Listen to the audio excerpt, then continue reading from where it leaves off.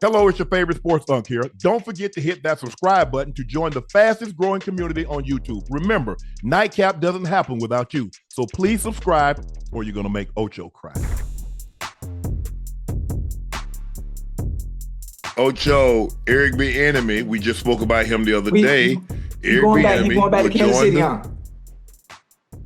joined the Washington Huskies coaching staff as an offensive analyst.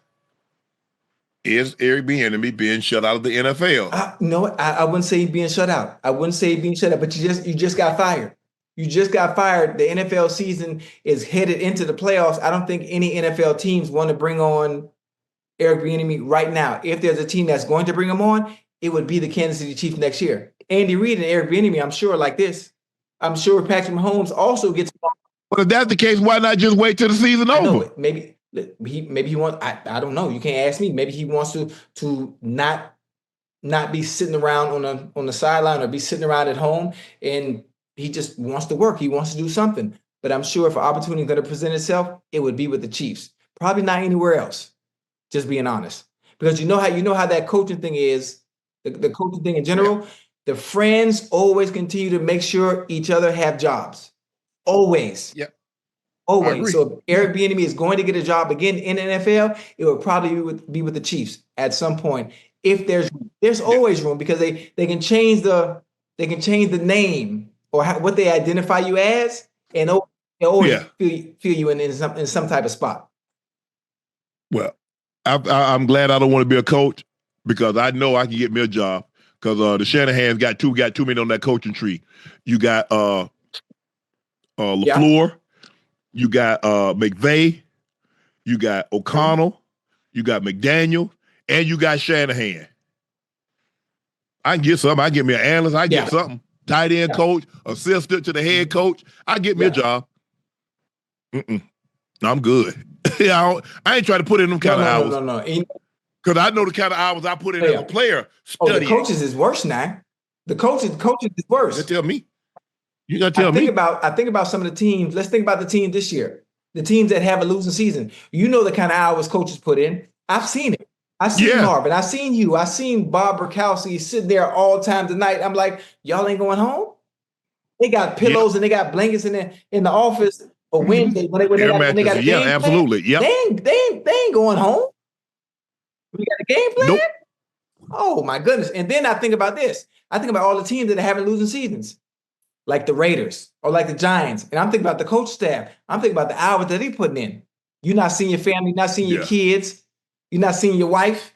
And not only are you putting all those hours as a coach, then the goddamn record and the work you're putting in, the hours you're putting in, it's not reflective of results. Oh, hell no. Coach who? Man, I'd rather play Madden. Yeah, you got to tell me nothing. I want no part of it. That's why I say when I was done with football, you exhaust all of that. I want no more parts of football. I'll talk about it. But as far as like put those kind of hours in to go in the wee hours at all time of the night, absolutely not.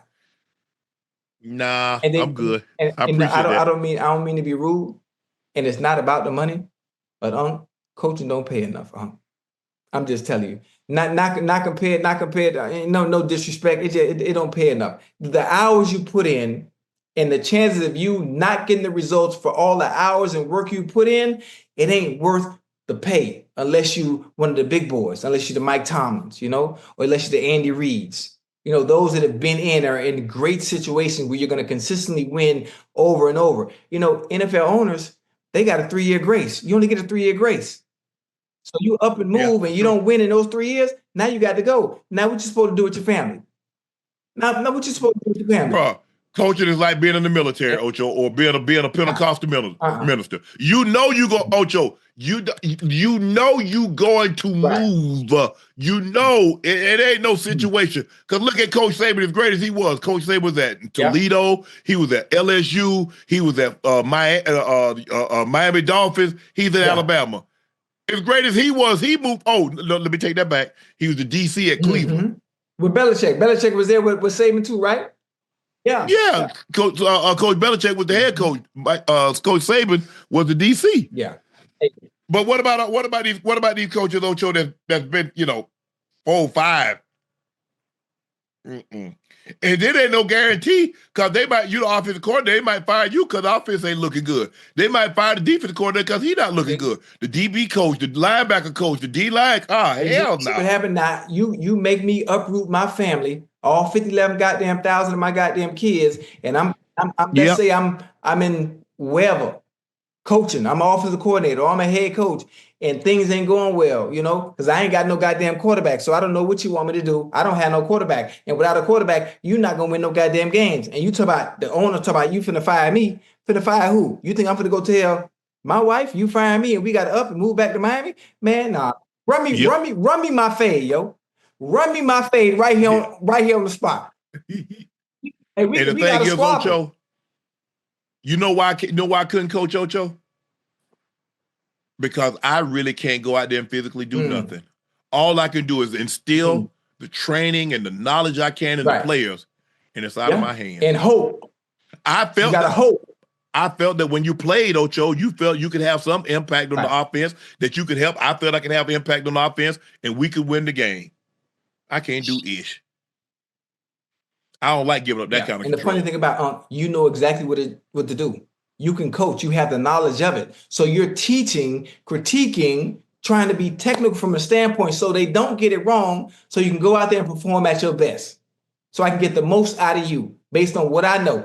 I'm giving it to you. This is what it should look like. You're going through film. You're breaking down tapes. You got your game planning, and they get out there and don't execute it, and they got you looking bad because players get coaches fired. Yeah, for sure. Players get coaches fired. Get himself cut, get the coach fired. Yep. And you think I want no part of that. Man. Ocho, here's something that came out of nowhere. DeSean Jackson is finalizing a deal to become the head coach of Delaware State. D-Jack. Pete Thamel, he did an on-campus interview in recent days, and the sides are expected to come together in the near future. Per source, it's always been a dream of Jackson to coach at an HBCU. That dream could become a reality in the near future. We saw Mike Vick take that direction. Eddie George is at Tennessee State. We saw Coach Prime was at Jackson State. Eddie Robb was at Grambling. Vick, Norfolk State. Norfolk. Mike just went to Norfolk. Eddie Robb was it Alabama State? Eddie Robb Jr. Oh yeah. You know the one that played at the Titans. He played at the Titans and the Jags. Okay. Yeah, he played in the NFL also. Yeah. What do you think? I like it. I'm gonna hit D-Jack too. Listen, I just want to intern. I want to intern. I don't want to coach. I ain't never been to Delaware. I don't know where Delaware at. If I look at the map right now, I couldn't tell you where Delaware was at. But D-Jack. They know we saw you at the Globe. We saw you on the Globe trying to pick out the countries. Yeah, listen. I know D-Jack there. And I know if I ask DJ, I say, DJ, listen, let me come in and intern. I just want to talk to the receivers. I want to talk. Yeah, you know D-Jack there, but you can't go there because you don't know what Delaware is. D-Jack gonna give me. I got GPS, and I'm an intern. All I want to do is I want to diversify my portfolio and have intern at Delaware State on my resume. That's all I want to do. Listen, I got 11 goddamn jobs, and to be able to have, boom, intern at Delaware State as a consultant and assistant to the head football coach, that would be D-Jack. That look good on my resume because you never know what opportunities are going to be presented to me in the future. I thought you didn't want to coach. I'm not coaching. That's why I said intern. So what? Oh no, but you said presented for you in the future. What opportunity is going to be presented to you interning? Listen, the opportunities I'm speaking of and speaking about isn't going to have anything to do with coaching. It's just having it on my resume based on what it is I want to do. I might want to enter the corporate world. I might be the CEO of goddamn Amazon or Google. Or a COO. A CMO. Because I listen, I talked to Jeff Bezos and what about janitor? What's that? They'll let you use your head as well as your hands. They put a hat on your head and a broom in your hand. Sweep the floor, Ocho. Listen, I ain't got no problem doing janitorial services. Depending. You ain't got no problem. My fee is high. If you willing to pay my goddamn fee, I'll sweep any motherfucking thing. Yeah, I already know. Yeah. They know you clean. You clean some nasty And areas. that's one thing about it. If you don't wipe too good, I finish it with my tongue.